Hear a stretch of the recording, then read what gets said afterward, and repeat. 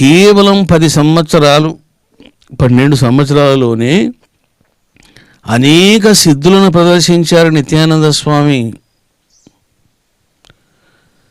వీరి జీవితాన్ని నేను ఫస్ట్ టైం అధ్యయనం చేసినప్పుడు నాకు అర్థమైంది ఏమిటిది అంటే, బాబా ఎన్ని లీలలు చేశారో అన్ని లీలలు ఈ స్వామి కూడా చేశారు. ఇంకా చెప్పాలంటే ఇంకా కొన్ని అడిషనల్ లీలలు కూడా చేశారు ఈయన. అంటే అటువంటి మహాసిద్ధుడు నిత్యానంద స్వామివారు. అసలుకు వీరి జీవితాన్ని మీరు శ్రవణం చేసిన ఎంతో పుణ్యదాయకం. మీ మనసు వెంటనే నిశ్చలమవుతుంది, ఏదో తెలియని ఆనంద పారవశ్యాన్ని పొందుతుంది. ఎందుకని అంటే మీరు శివుడి గురించి వింటున్నారు, శివుడి గురించి మీరు తెలుసుకుంటున్నారు.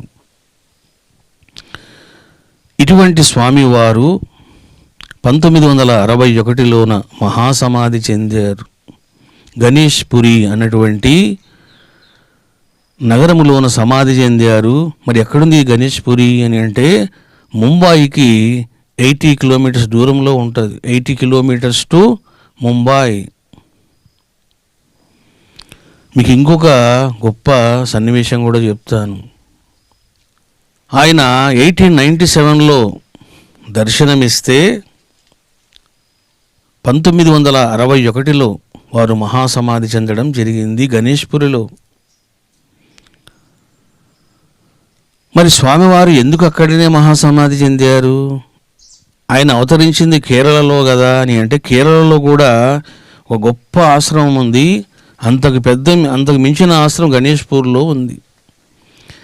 సిద్ధ గురువులు ఎందుకు బిహేవ్ చేస్తారో అది వాళ్ళకే తెలుస్తాయి, మానవ మాతృలకు ఎవరికి తెలియవు.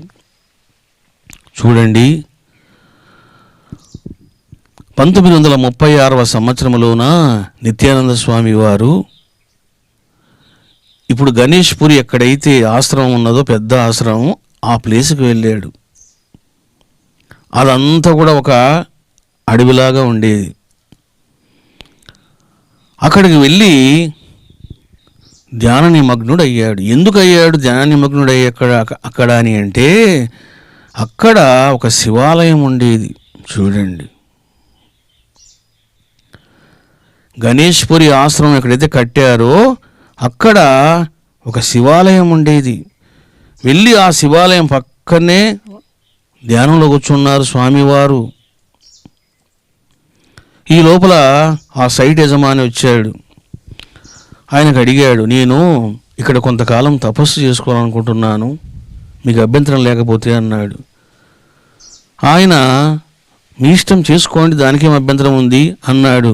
అప్పుడు స్వామివారే స్వయంగా ఒక గుడిసె వేసుకున్నారు. చూడండి,